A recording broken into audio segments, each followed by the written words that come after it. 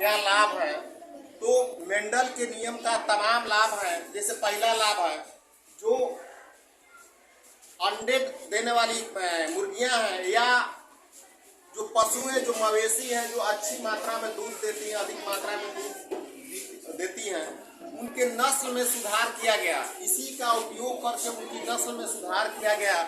जो दूसरा इम्पोर्टेंट है, जो फसलें हैं, उन्नत प्रजाति की फसलें, उनको उनके जीन को दूसरी फसलों में प्रविष्ट करा करके अच्छी से अच्छी गुणवत्ता वाली, जो रोग प्रतिरोधक क्षमता वाली फसलें हैं, जिनका बोने से उत्पादन क्षमता बढ़ी है, उनका विकास किया गया।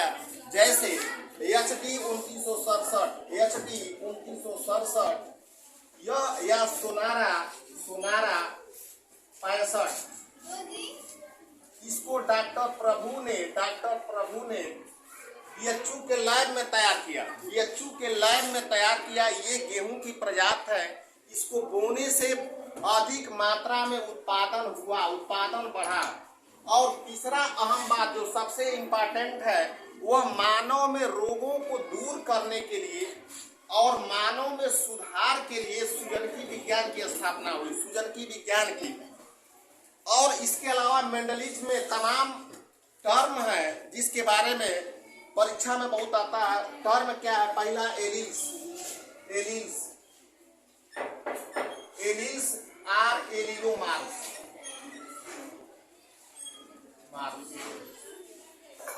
देखिए, इस शब्द का सबसे पहले प्रयोग वेटसन ने 1906 में किया था। 1906 में एक वैज्ञानिक हुए वेटसन,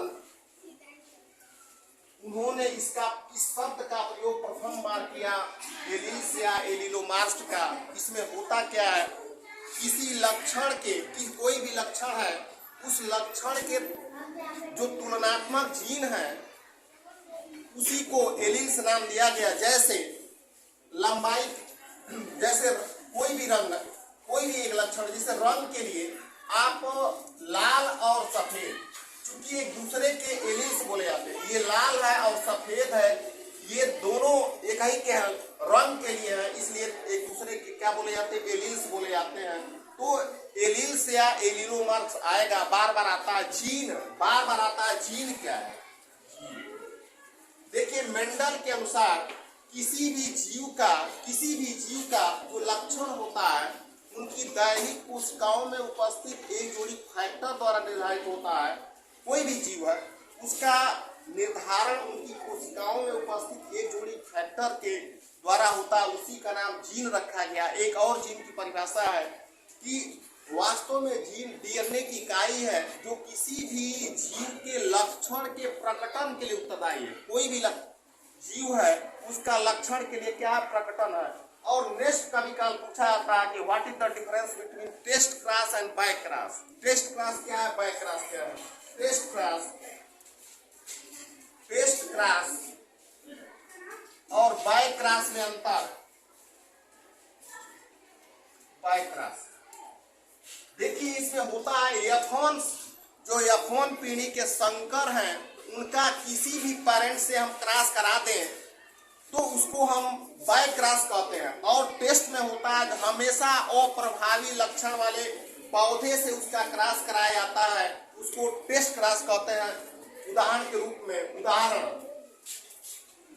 मान लीजिए जो संकर का ये प्रथम पीढ़ी का संकर है, इसका हम यदि क्रॉस करा देते हैं, इसका क्रॉस कराइए अप्रभावी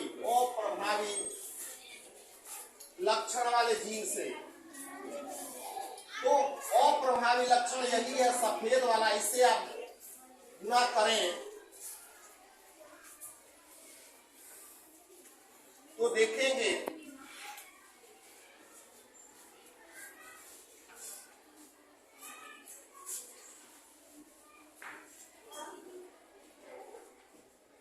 यानी 50-50 का 50% आपका हाइब्रिड हुए, हाइब्रिड और 50% क्या हुए, 50% आप प्योर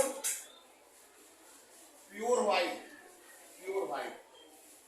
तो मेरे कहने का संग यदि पूछा जाए कि टेस्ट क्रॉस बाय क्रॉस में क्या अंतर, तो सीधी बात है, कि जो F1 पीढ़ी के संकर हैं, इनका हमेशा क्रॉस जो है, हमेशा परागण उनका अप्रभावी लक्षण वाले पौधे से कराया जाता है। उसी को ये हमेशा पूछा जाता, 12 और 10 की परीक्षाओं में पूछा जाता कि what is the difference between test cross और बैक क्रॉस। तो टेस्ट में हमेशा संकर जो है, F1 पीढ़ी के संकर है, उनका हमेशा क्रॉस बच्चों अप्रभावी लक्षण वाले जीन से करा दिया जाता है। तो प्रभावी का मैं लिखा है, ये सफेद का है। तो हमेशा आप बैक में क्या करते हैं, मान लीजिए बैक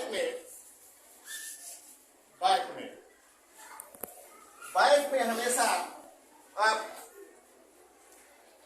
किसी भी पेरेंट से आप कराएं, किसी से करा सकते हैं।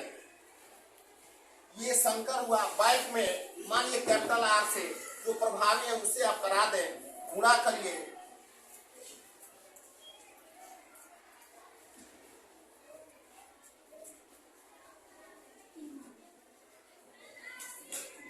तो इसमें क्या हुआ, प्योर रेड मैंने सभी लाल हुए, और इसमें क्या हुए 50% लाल, 50% लाल और 50% क्या हो गया, संकर हो गए, संकर हाइब्रिड।